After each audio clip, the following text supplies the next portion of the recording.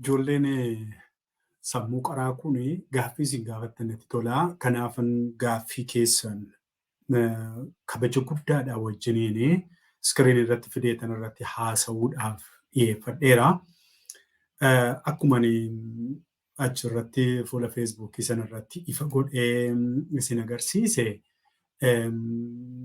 as bahii dubbadhu looreet jedhee kan keessaan dhufu baay'eedha. Ani immoo waan hunda ifatti hin jaalladhaa. Kanarraa kan ka'een gaaffii kana asirra kaa'ee ergasii booda gaamaa inni gaaffii gaafachuu jalqabdanii jechaadha. Gaaffii keessan tokko tokkoonanii bira isinii yoon ibsa gurguddaa irratti laachuu baadhee gaaffii isin gaggaafattan kanarratti gaggabaabseetan gaaffii keessaniif ibsa laadhaa. Urgeessaa Tuujoo telefoona koorraan dubbisaa ibsa isinii kennaa. Iskiriinii irrattis fiduu nan danda'a. Qincillaatiin tekinooloojii xinnoo fagaateera. Haa ta'u malee anaan fuulatti yeroo akkasitti na argitan waan gammaddanii fi gammachuun keessanis umuriin keessanis dheerata waan ta'eef Urgeessaa Tuujoo akkas jette. Biyya kanatti namni seexana sodaataa. Biyya kanatti Oromiyaa jira mucaan kunii seexana sodaataa. Seexanatti aansee beekan gulummaa sodaataa maaliif garuu jedhee kan akka lamaan hin ilaalaa. Tokko of tuulummaa hin fakkaataa. Beekantu dhufe yoo jedhame nama guddaa wayii nama cimaa nama sodaachisu wayii akka hin fakkaanne hafuurri isaa naa galaa. Namni seexana sodaata kan jiru immoo namni seexana Itoophiyaa keessa yookiin Oromiyaa keessa namni seexana sodaata natti hin fakkaatu naan. Utuu seexana sodaata ta'ee maaliif mana caffaraa dhaqaa? Maaliif nama ajjeesaa? Maaliif loltuu namatti ergee haadhaaf ilmoo wal faana ajjeesaa? Maaliif akkas godha? Kun hundumtuu hojii seexanaa ta'u. Ajjeesuun, machaa'uun, kufuun, ejjuun, albaadhummaan, gadummaan, hatuun, korraapshiniin, gubboon, ayidii tokko baafachuudhaaf kuma kadhan kaffali jechuun kun hojii seexanaati. Namni akkamittiin seexana sodaata biyya sana keessa inumaa fira seexanaati. Ammateera faanaan hin jettu namni seexana maal sodaata Oromiyaadha yookiin Itoophiyaarraa. Namnoo cubburuma hunkuraa cubburuma wanna jedha. Kun immoo hojii seexanaati. Dhiiga dhuguun, dhiiga mancaasuun, nama ajjeesuun, nama balleessuun, hatuun maaliin kun hundumtuu hojii seexanaati. Kanaaf namni sodaatu. Garuu xinnoo isniiti jechuu barbaadde naa galeera. Maaliif sodaata isaati jettee dur yeroo taajjabbii jedhamu sanaa lafa namni lixeetan wanta baaseetan fidee kana gochaa jira qabsoo kanarratti jedhee waan saaxiluu fi nu saaxila dhagayeera ijoolleen hiriyaata ta'anii maal godhanii waa wal afeeranii namni immoo akka suuraa nuun kaafne mucichatti ergu taajjabbichatti achirratti immoo akka nuun baafne waan akkasii jedhu. Ani nama natti erguun barbaachisu namoonni gaaduu barbaadu yookiin nama rakkoo qaba namichi jedhu ofuma kootiin saaqee ilaalaa badaa namni naa ergaa kaasaa naa ergaa waraabaa naa ergaa wanta hin jedhu hin jiru. Qincillaatiin tekinooloojii xinnoo siqeera waan ta'eef isa sana badaa rakkoon qabu garuu ittiin fufuu hin barbaadu nan fayyadu. Wanti tokko waan na oolchuun qabu siyaasa keenyas yoo ta'e uummatatti yoo himte dhugaan kana dhalaa kana balleessaa jira namni kun yoo ati jetteeni uummanni faallaasaa nuwaa balleessu nuwaa ajjeesu rakkoo maaltu si gashee jedhee eruma du'aa jira waan ta'eef maaliif yeroo korratti gubadhee already dhiiseera. Kanaaf na sodaatu nan saaxilaa nan dhaan sodaadhuun namni akka waaqaatti sodaatu ana biratti namni namaa waaqayyoodha. Kanaaf nama ija wal qixxeen ilaalaa. Xinnaatu guddatu sooromu hiyyoomu baratu barachuu dhabu anaaf namni namummaa qixxeedha. Namni tokko nama akka waaqaatti baataa akka maleekaatti baataa akka maalitti godhaa kana kun naannatti hin tolu dhalootumaa ka'e kanaaf nama hubattiin ilaala. Kanaaf namni namummaa qixxee beekanidha. Beekanii ol jira miti beekanii gadis miti namni namummaa eessarra isa jiraatu ardii kanarraa maarsiisa yaabuu lafa gubbaas ta'u. Qilee keessa sachiisuu haqootu aramu saayintistii haa ta'u namni namaa ijuma qixxeetiin ilaaluun baay'ee barbaachisaa. Kanaaf namoonni itti sagadan natti hin tolu naanii yeroo baay'een koozitti nama kaayyoo galma waloo yeroo Oromoo walootti maal barbaada nama moo galma wayii ilaala fakkaate sanadhaa sanamuu mataatti dadhabeeraa takka yeroodhuma kee ammamee jira miti. garba Atlaantik kana balbala ciisu kana nano isa hidheetuun kibriitii fudhadhee dhaqee abiddatti cacaaree utuu waggaa miliyoonni tokko naaf eeyyamame waan miti garbi kun. Kanaaf Oromoon garba guddaadha. Garba kana yoom istee kaastaayyanii kana ciccita fayyaadhuma umurii haaltu na rakkise. Maaliifan harree ofitti yaasee maal taateeti. Kanaaf nan dhiise. Gaaffii kan biraa ani akkuma nama Oromoo tokkootti sin ilaala. Namni baay'een yoo waa'ee kee biratti dubbadhee namichi san jedheeti jibba kee qofa odeessa maaliif? Sababiinsaa an gartuu kijibdootaa gartuu warra nama nyaatan nama gananii waan hin taanee fi namni baay'een immoo gara sana waan jiruu fi nama isaan ijarra kaa'atan yoon jalaa qeeqeera ta'ee namittii sana gurbattii sana maalittii sana jedhu tuduuteetu ajjibtu waan akkas akkasii kan eenyuma jedhu nan dhagaasii nan beekasii natti isin bilbilamaa naasiin barreeffamaa kun maaliif isa jedhu waan tokkoofuu miti waanumanii wantoota badii waan jiran waan tuttuquuf hin jaallatamu namni kun namni akkasii immoo beekamaa biyya kam keessatti namni akkana hin jaallatamu kan sadaffaan silaa ati diyaaspooraadhaa salbaaju mallee bittee maaf naan ergitu salbaajii satawayyaa haaraa bitee maal eessatti ni erga utuma hin danda'ee kana teeraa tokko sii biteeyyuu tokkoffaa yaani badaamu salbaajii maaliyyoo wayyaa baay'ee ajaa'iba koomiti wayyaanii wayyaa waggaa 7 dura fidadhee dhufeen uffadhaa Oromiyaadhuma san uffadhee dhufee afaan uffachaa jira. Ana biratti waan dinqii tokkos miti. Kophee yeroo sana fidadhee dhufee sammayyuu kaa'achaa jira. Kana teeraa maali jaakkeettii fidadhee dhufee yommuu sana jira. Akkas jechuun kana teeraa tokko lama bahee bitachuu dadhabee utuu hin taane amma kanatti anaaf inni badaadhuma iddoo guddaa miti jechuun waan akkasii kana bitanii wayyaa akkasii kana wayyaa findaataa kana maaliyyoo kana waan gochuuni. Maybe faaraa ta'een beeku suman qotee bulaa ta'ee guddadhee ta'ee ammayyuu narraa naqame ta'een beeku badaadhuma tokko nan ajaa'ibu kanaaf salbaajii si ergu hin qabu. Achuma bitadhu achuma markaatooraa bitadhu rakkiitti gadi bu'iti. Firoomsaan immoo maal jedhee maaliif jiinni Itoophiyaa yookiin qaammee dabalatee 13 ta'ee boodatti haftuu waan taateef of tuultota warra gi'iizii sanatu Oromiyaa weerartee wanta ati hin beekne waan baay'ee waan sitti maxaateef qaammee guyyaa 5 guyyaa 6 Luqaasiin oola Maatiyoosiin oola dabtarootatu bataskaanatti barreessitee sanuma fuudhee Oromoon itti fayyadamuu jalqabe malee jiinii 13 jedhames hin jiru standardized wanti ta'e juma 12 inni dhaan Oromoo kalaandariin Oromoo akkoo jirutti ta'ee kun kan inni argisiisu addunyaa irraa boodatti hafuudhuma jedhee yaada si deebi'ee.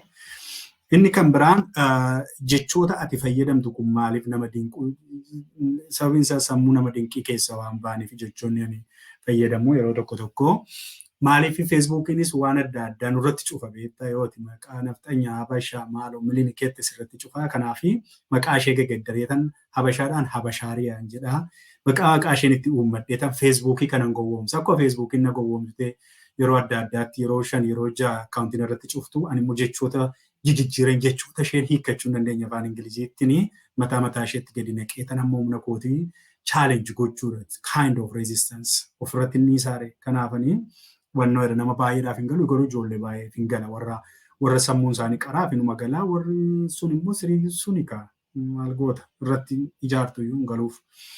Inni kan biraan maxxansa kitaabaa ni dhaabdee maxxansa kitaabaa eenan dhaabee barreeffama kitaabaa garuu hin dhaabne ergan biyya kana ga'ees hamman amma yeroo sitti dubbataa jirutti numan xaafaa yeroo hundan xaafu yeroo kan wanta biraatti hin jira. Yeroo ayyaanni isaanitti dhufu immoo nan katabaa qabaa baay'een katabee baay'een barreesseera. Kan complete ta'eyyuu kitaaba 6 argan biyya kanaa dhufee maalitti maxxansite eessatti maxxansa eenyutti arraabsa maaliin maxxansa faaktarii baay'ee qaba. Kanaafi wanta gochuu qabu PDFitti geddaree qulqulleessee gulaalee maal godhee PDFidhaan bilisuma weebsaayitii ijaaraa jiru tokko jira weebsaayitii sanarratti gadhiisee namni akka bilisumaan akka dubbisu gochuudha sanadha probably 2023 yoo bara 2023 majii akka dura jiru kana 2015 kan gi'iizii miti kan faranjii kana keessatti waan akkasii yaadaa jira waan katabu hunda fayyuma laaptooppii korra taa'urra weebsaayitii irra yoo taa'e kan jedhu yaadaa jira malee hin dhaabne. Maxxansuu dhaabeera. Paablish jechuudha yoo ta'e maxxansuun. Maxxansuun sunis waraqaa irratti maxxansuu fi weebsaayitii irratti maxxansuu waan garaagaraatiin weebsaayitii irratti maxxansuu ittiin fufaa jechaadha firoomsa. Arfaffaa jecha qeeqa jedhuu fi kamaalii qabda jecha kana bal'aadha kan amma kiritisizimii amma litiracharii keessatti ammallee baranne biyyatti yeroon Itoophiyaa jiru baradheera barumsa olaanaa irratti waa'ee koorsii litiracharii yeroo barannu barsiiseeras litirarii kiritisizimii barsiiseeras baradheeras kanaaf qeeqni bal'aadha gaa qeeqni baay'ee bal'aadha koorsii guddaadha asirratti dubbadhee kanan wanna jedhu miti. Qeeqaa ala biyyuu biyya hin ta'uu sabni saban ta'uu wanti hundumtuu wanti akka institushiniitti jaarmiyaatti ijaaramu amantiisa ta'u maalisa ta'u aadaasa ta'u afaanisa ta'u siyaasasa ta'u maalisa ta'u hundumtuu qeeqaan tumsamaa taanaan guddinni isaa baay'ee fagoodha hin guddataa garuu biyyi guddatan qeeqatti hin fayyadamu biyyi hin guddanne immoo nama qeequ ajjeesuudhumaafuu labsii irratti labsu kanaaf bal'aadha isa bal'inaa malaakummoo maal gaafattee kitaaba internaashinaal ta'an leenjii xixiqqoos haa ta'u piraaktisii dhaloota fayyadu danda'an gara afaan oromootti nuuf hiiki. Kan biraan immoo dhaabbata biyya alaa kana fiddee maaliif orgaanaayizeeshinii tokko hin hundeessitu? Gaaffii lamaa. Kitaaba internaashinaal ta'an jechuun kitaabotuma warraa baratan jechuudha yoo ta'e xixiqqoo gara afaan oromootti hiikuu sun yaada gaariidha. Weebsaayitiin keenya akka xumurameeni. Kitaaba xixinnoo callimnee amma tokkoffaa yeroo kee fudhata. Kitaaba fuula 600-400 gara afaan oromootti hiiktee turuu namni buna mallakkee tokko siin bitiin dafqitee mateessee oromoon isayyuu siin dubbisu irratti dadhabuun natti amma sanatti badaa mootiveeshinii isaatu hin jiru waan akkasuma onnachiisu hin jiru. Garuu wanti yaadumaa inni chaaptarii tokko wanta barumsa oromoodhaaf kun hin fayyada jedhu artikiloota namoota bebbeekamoo hojiitti kalaqqiitti gara waa uumuutti fakkeenyolii isaanii fidee viidiyoodhaanis barreeffamaanis gaggabaabsee waan daqiiqaa 5 daqiiqaa 10 caalaan ture namni keenya waan dheeraan jaallatu waan akkasiitiif ijaarsarra jirraa oroosiitiin hojiinsaa kana hojjeta. Kanan godha kan biraan waan piraaktisii ta'ee wanti baay'ee hawwu tokko biyya Itoophiyaatti yookiin Oromoodhaaf Itoophiyaa iyyuu miti Oromoodhaaf kan hawwu tokko maa inni leenjii onlaayinii leenjii ji'a 2-3 kan koorsii baay'ee of keessaa qabu piraaktikaalii immoo biyya sana keessatti kan ittiin hojii nama hojjechiisu iskiilii sana dandeettii sana kan nama gonfachiisu sana itti jirra sun baay'ee barbaachisaadha. Yeroo tokko barumsa kolleejii waggaa 3 achitti fidhee fi leenjii ji'a 3 biyya kanaa yeroon ilaalu wal madaalu maybe immoo hin caalayyuu kan biyya kanaa. Kanaaf akkamittiin koorsii babbareedaa qabatamatti ittiin hojii hojjetan beekumsa sana nama gonfachiisu dijitaalawaa godhanii biyyatti leenjii sanatti kennanii sertifaayid immoo godhanii dhaabbata isaa asitti galmeessanii biyyuma Ameerikaa kana keessatti kan nuti itti jirru kana dhuguma itti jirra hin milkoomne reeyyaadhaa sana kennu leenjiiwwan sana kennu leenjiin sun immoo beekamtii argatee kaampaanonni biyya keessaa fi eessa yuunivarsiitiidhaan amma dhuunfaatti dandeettii kee sana barbaada malee waraqaa keessa dandeettii sana hojjechuu dandeessaa biiroo kaabinee tokko yookiin waajjira wayii tokko galtee maal hojjechuu dandeessa teknooloojiidha maal gargaartee jijjiirama fiduu dandeessa leenjii sana qopheessaa jirra leenjii gaggabaaboo akkasii sana hin qindeessinaa sana baay'inaaffaa fi hawwii ani yeroo hundaa hawwudha akkamittiin beekumsi biyya kana beekumsi hin ciisaa gara afaan ofiitti fidanii immoo leenjii sana immoo kaarikulemii biyyaa wajjin wal simsiisanii qindeessuuf dhiyeessuun immoo xinnoo yeroo si gaafata. Resources immoo si gaafata. Websaayitii callisanii websaayitii taraa taate tun taane websaayitii irratti pilaatfoormii irratti waan hundumtuu ta'u ijaaruuni tokkoffaa yeroo gaafata. Lammaffaa immoo sooftiweerii sanatti integreet godhanii barumsa sana laatan immoo bituun hin barbaachisaa. Sooftiweeriin gurguddaan akkasii immoo mi'aadha. Wantoota sanatu barbaada faaktoroota kana immoo sammuun 2-5 tokko walitti dhufe waa hin hojjetenne yaadna itti jirraa hin deebi'a bagana gaafatte gaaffii kana. Inni kan biraanii boonsaa caaliiti kan gaafate. Waggoota fuula dura jiran kanatti Oromoon bifa kamiin dinagdeedhaan akka mataa ol qabatu irraa dubbadhu jettee dinagdeen siyaasa biyyaa wajjin wal qabata. Hamma siyaasni biyyaa naagaletti biyya 87 meeqa fixeedha namichi poolitikaa. Hamma siyaasni naagaletti dinagdeen akka Oromootti waa'ee dinagdee haasa'uun iyyuu baay'ee nurraa wannoon jiru. Sababiinsa lafti keenya mataansaa qeen Oromoon qabu hundumtuu dinagdee duwwaadha waan ta'eef. Garuu siyaasatu toorarraa kaate. Bulchiinsaa wajjin wal qabataa, liidarshiippii, adiministireeshinii wajjin wal qabataa. Sun immoo qe'ee halkanii guyyaa waraana irra dhaabatee haadhaaf ilmoo walitti ajjeesu keessatti waa'ee dinagdee akkamitti na gaafattu ta'ee biyyi nagaadha yoo ta'ee natun beeku yoo ta'e sooshaal miidiyaa irraa suuraan reeffaa suuraan ajjeesuu wajjin awwaaluu maaloo kun yoo sobadha ta'e inni na bira dhufaa oolu kuni yoo biyyi nagaadha ta'e dinagdeetti guddachuun namootuma leenjisuudha. Namoota sammuu qaban leenjisuudha. Bobbaasuudha immoo nama leenjisuu yuunivarsiitiidhaa nama eebbisuu miti tokkoffaa. Barumsi yuunivarsiitiidhaa baratamu piraaktikaalii biyya keessatti hojii maalitti dhimma ba'a. Akkasittiinidha biyya kanaa kan isaan barsiisan malee dacha'ee baratee humni baratee hojii dhabee lafa ta'a miti. Siistemii sana kaampaanii sanaaf ta'u mootummaan yookiin qaamni biyya bulchu tokko yoo injiinerii bara kana keessa miliyoona tokko eebbisiisa ta'e yuunivarsiitii Itoophiyaa hundarraa injiineroonni miliyoonni tokko bahanii waan isaan hojjetan immoo kaampaanii qopheessuu danda'u ture. Akkasittiin silaa wanti hojjetamu kun egaa biyya korraatti ta'e biyya hanna biyya yoo baajenni bahe baajeta sana gara ofiisaatti naannesseettiin biyya alaatti daa'imman isaa ergee barsiifatee baankii biyya ormaatti ergatu maaloo kanatti keessa teessee akkamittiin. Kanaafi waaqayyoo hooggantootuma gaarii siifa kaasuun jedha boonsaa caalii malee biyyi keenya guddaadha. Oromiyaa kan fakkaatu biyya baay'eellee namne biyyuma kana keessa biyyoota isteetota tokko ilaalee isteetii 81 deemee ilaalee keessaa hanumti akka Oromiyaatti ati fakkeessitu maaltu jira wanti inni qabu riisoorsi inni qabu nama dhabee jedhee yaada kan ammoo itti guddadhaa kan isin warri daa'imman nuti dulloomneerra kana booda isin hojjedhaa kana booda. Inni kan biraan barattoonni Oromoo gama barnootaan sadarkaa addunyaatti dorgomaa akka ta'aniif tarsiimoowwan hordofuu qaban irraa dubbadhu. Mata duree bareedaadhaa. Ijoolleen keenya akkamitti milkoomuun baay'ee barsiisa walitti fufiinsaa kan barbaachisu jedhee yaada. Akkamitti milkoomu, akkamitti sadarkaa addunyaatti gitu kan jedhu. Innis deemee poolisii wajjin wal qabata imaammata. Poolisii sana nama rukututu hin taane imaammata wajjin sirna barnootaa wajjin wal qabataa. Sirni barnootaa biyya sana keessatti ijaaramaa jiru sirna maaliif nama qopheessuudha kan jedhu ilaaluutu baay'ee barbaachisaadha. Kaarikulamii wajjin wal qabataa.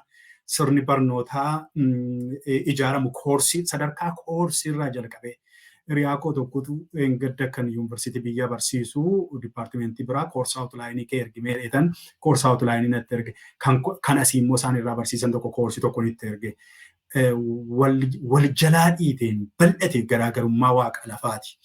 Silabesiin mataansa jechuudha. Koorsaa awutulaayinii jechuun yeroo piroofeesarri yuunivarsiitiidhaa kireeditaa horii 3 yookiin 4 nuu kennu kan inni piriinti godhee nutti darbachaa ture jechuudha. Waan waaqa lafaati. Kanaaf silabesii qopheessuurraa ka'ee koorsiin biyyatti kennamuuf koorsiin ala kanatti kennamu maal fakkaata? Sanammoo attamitti muuxannoo wal bira fidanii sanaaf qopheessu ijoollee biyyaa kan jedhu suni asii wanta tiyoorii barattu hundumaa piraaktikaalii hojjetta. Achi tiyoorii barattee handaawutii shamaddeetu gireedii kee eebii fidda. Kanaaf waan garagaraati. Waan baay'ee garagaraati. Sun sadarkaa kootti haasaamee kan dhumu miti. Haasaamuu hin danda'a malee implementeeshinii isaarratti rakkoodha. Biyyatu jira, mootummaatu jira, imaammatatu jira, ministeera barnootaa waan jedhamutu jira, maalitu jira. Sun san xaxaa sana hunda keessa darbuutu irra jiraata. Koorsii uumuu mataasaa yuunivarsiitii Ambootti utuu teenyee staafii wajjin teenyee mari'annu koorsii ministeerri barnootaa uumee nutti ergu jira malee nuti uume miti. Kanarraa kan ka'e kaarikulamii maafi uumnu nuyi koorsii jedheetanii utuu akka kootti linguistikaalloo kan jiru tokko uumneen jedhe maa'inni sun immoo maa'inni linguistiksii fi seera walitti qabnee afaan biyya tokkoof seerri maal jedha konstitushiin maal jedha kan jiru koorsii keenyatti dabalee barsiisuu qabna. Kanarraa kan ka'e waa'ee afaanii baratanii yeroo ba'anii mirga afaan isaaniitiif seerri maal jedha jedhanii faayit godhanii hojiitti hiikuu danda'u. Akkasii maaltu si harkaa fudhata? maaliif jennaan deemee dhaqee timirti ministeeritti approve ta'uu qaba. Kun immoo siyaasa biyya kanaa wajjin walitti bu'a. OPDOtti bu'a, Wayyaanetti bu'a, PPtti bu'aa sana qaba. Kanaafi sammuun firii ta'een gadhiifamu. Biyya kanatti amma kan hin argee yuunivarsiitii keessa jiru kanatti koorsii uumu. Simisteeratti amma hin dhufu piroofeesaroonni gabaa addunyaa laalu. Gabaa addunyaa kanaa laalanii waa tokko qopheessu, maateriyaalii qopheessu, kitaaba irratti qopheessu, diffendi godhu, koorsii sana uumu, koorsii sana reejister godhu kaataloogii keessatti hin gadhiisu. Ergasii booda ijoolleen koorsii sanaaf galmaa'u, wal saamanii galmaa'u maaliif barbaadamaadha addunyaa irratti koorsiin sun. Akkasiin biyya keessatti asii gadidha, toop daawuniidha. Timirti ministeeriitu fe'ee uddeelee akka imaammata biyya sanaaf ta'utti cafaqee koorsii kaarkulamii yuunivarsiitiitti, kolleejiitti maalitti gadi erga hojiitti gahe. Asii akkas miti. Asii immoo olii dhufa, ekspertootarraa dhufa, hayyootarraa yaanni dhufa. Zan manajimentiidhaan approovii argateetu hojiitti kamasoo wantoota sanarratti dubbadhu waan baay'eetu jira. Baay'een rakkisa. Itti fufinsaanuma kamiifiyyuu haa dubbatamu yoo jettee tokko lamaan gaggabaabsinee gara fuulduraatti irratti dubbadha. Inni kan biraan obsaa giddumaa kitaaba tokko dubbiseen ture. Innis akkas jedha. Albert Einstein nama umurii isaa guutuu kaalsii utuu hin kaawwatiin hafedha jedha. Dubbiin kun dhugaa ta'uu isaa adda nu baasi. Dubbiseera kitaaba tokkorraanis takka ofitti kaate achirratti koomentii irratti sii deebiseera. Kaateen beekuudha. Garuu maaltu na dhibee jaarsa waggaa bara 1955 du'ee Albert Einstein kaalsii kaatii dhiisee maaltu na rakkisinaan kaalsii kaachuu dhiisuunsaa hiikinni Oromoodhaa qabu maalan irraa baradha. Kanaafi waan baay'ee na rakkisu mitiin akkasii kun yeroo gaaffii gaafattanii gaaffii nuti irraa waa barachuu dandeenyu gaaffii ijoolleen keenya irraa waa barachuu danda'an hamman beeku isheerraan dubbadha malee kaalsii hidhatee Obaamaan paantii hidhatee biyaadeen shamizii maalirraan fuudhaan isaan jireenya isaanii jiraatanii darbanii warri kaanii tole. Inni kan biraan Soqraaxas innis jira tokko gaaffii kan gaafattee jireenyi lafarraa kun maaliif nama gaarummaa qabutti garaa jabaatti? Sababiinsaa jireenyi lafarraa gabaabaadha. Billichima tokko jiraattee darbuudhaaf dhufte baay'iliin bar akkuma keessummaa jedha biyya lafaa kana keessummaa lubbuun kun iddoo biraatii dhufte ammas immoo keessummaadha biyya kana dhufte pilaanetii kanarra immoo waggaa muraasa jiraatti. Sen achii booda immoo deebiti akkuma King Elizabeth qibaaxirshii isheen gaddaa duute sana addunyaan faarsu kana namni baruma isaa keessatti waa hojjeta inni har'aa xeqilaa ministeerii ta'e waggaa muraasa booda hin du'aa hin badaa dhalli namaa kanuma. Kanaaf namni gaarummaa qabu jechuun immoo biyyi lafaa gaarummaa waan hin qabneef namni gaarii qajeelaan hin jaallatamu. Gaarummaadhuma hin qabdu biyya lafaatu xuraadha. Hannaan, ajjeechaan, badiidhaan, jallinaan guutuudha. Kanaaf namni gaarummaa qabu yeroo baay'ee cinqamaa rakkataa jiraata. Garuu immoo fuuldurri isaa bayeessa. Inni kan biraan ilmi namaa maaliif waan irraa dhorkametti kaataa? Anoon beeku kuni maayinni isa fiiziksii keessaa ta'in alaata humnamee yoo ati tasumaa dhiiseedhanii itti fiigdu tokko kanaaf xiiqis ta'uu danda'a. Darbee immoo foon uffannu kun asumarraa dachee kanarraa ijaaramee dachee kanarraa waan ijaaramee fi waan ati irraa dhorkitu ittuu gamee nan ilaalaa jedha. Kanaaf hidhaa gadhiifatee fiiga jechaadha. Inni kan biraan addunyaa kanarraa maal jibbitaa naan jette gaaffii sadaffaatti na gaafatte. Utuu duutiin jiru ta'e du'a nan jibbaa utuu namni hin du'u ta'e natti tola. Du'uma waan jiran kanatu hafe. Jechuun utuma akkasumatti jiraanne fa'aa kan jedhu kana fa'aa nan barbaada.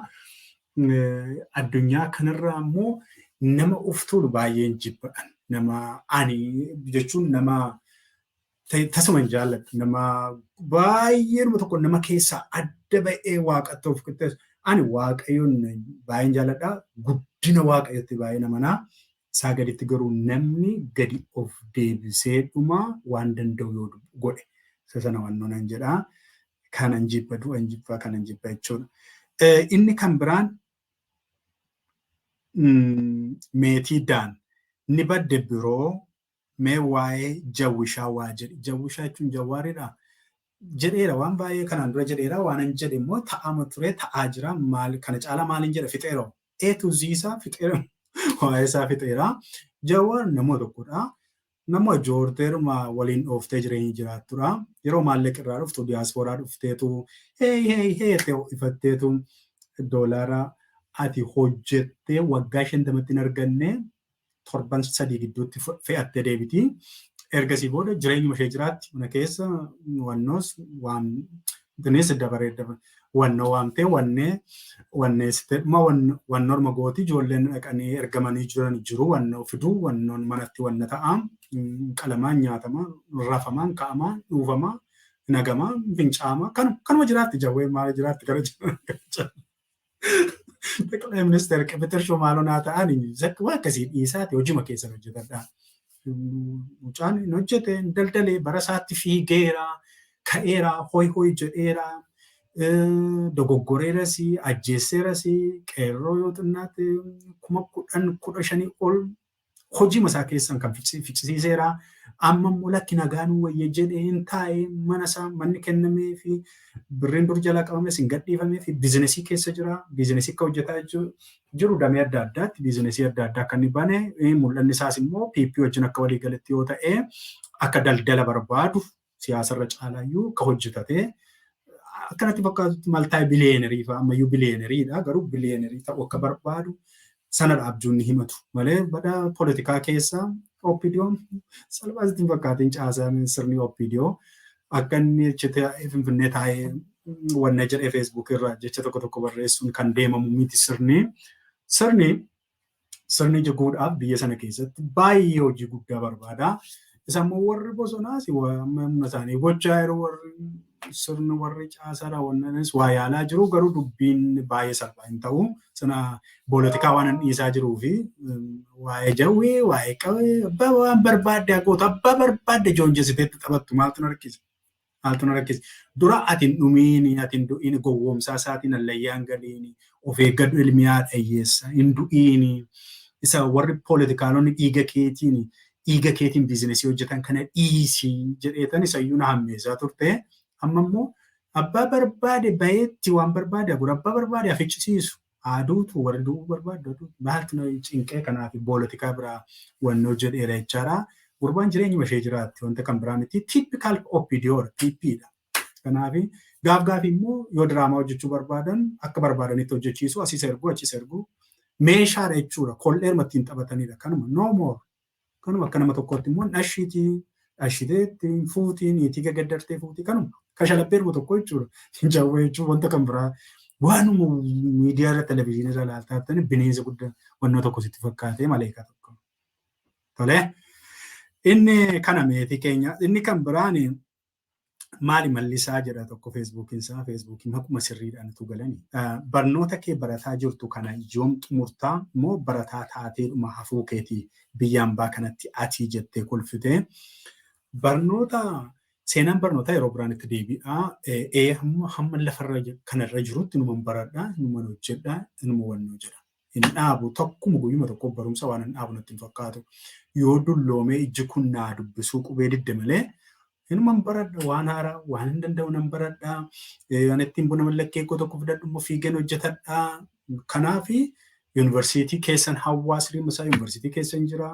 Kanaaf inuma baradha. Kanaachi immoo barumsa biyyaa baradhee dhufe immoo as dhufee zeeroodha. Waggaa 20 kan achitti dulloomee baradhe hundumtuu biyya faranjii kanatti ittiin hojii hojjechuu miti wannoo iyyuu ittiin wannoo saree isaanii ittiin qotatuudhaafus hin gargaaru. Kanaaf asii zeeroodhuma kaatee barachuu qabda. Zeeroodhuma isaaniin dorgomuudhaaf. Kanammoo akka eegamu olittan itti jira. Jechuun utuma isin wajjin mataa cabuu nan baradhaa nan maal godhaa.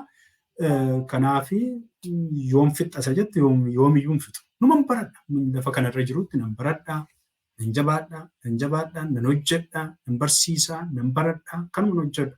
Kanaaf maayin moo gaawonii uffachuu ta'e immoo yeroo 2-3 uffadheera kana suuraa maal si fayyada.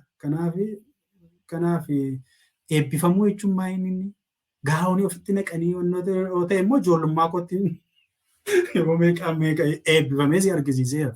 Maal barbaadde mee yoo akkan eebbifamu maal akkan eebbifamu daraaraa maalii naa fiduu barbaadde tole qophaa'e ishiin eebbifama yeroo dhiyoo gidduutti yoo si fayyada ta'e siin maxxansaa suuraa garuu maal si fayyada waa'een barumsi koo maal si rakkise ammasii anoo beekumsa naga'u qaba corachaan jira guyya guyyaan hin baradhaa anoo dakarrataa sammuusaa samsu miti guyya guyyaan informeeshinii addunyaa kanaatiin of gabbisaa deema biddeen caalaa sammuu koon gabbisaa oolaanooti ምንድነው ያንተ ችግር አሁን የለምን ጠየቅ ሞ ጉርባን ኩን ደደባ ዳበሩ ዘንደው isa kanada ፖለቲካ ጀርን ረት ነው ጎረንሰና አኒ በረታ ጎብዚ ሰጭማዝ ምቲ ደደቢዛ ሰሰከት ዋነ ወኖ ጀደኒስ ምቲ አኒ በረታር መገዱ ገሌሰዳ ነመዋውበቱዳ ነመወዱብሴ ዋገሉ ፊዳ ከና ሞም ነቆት ጅራ ገሩ ሚዲየም ስቱደንት ከሰትን ካቴጎሪ ሰነንገላ top student miti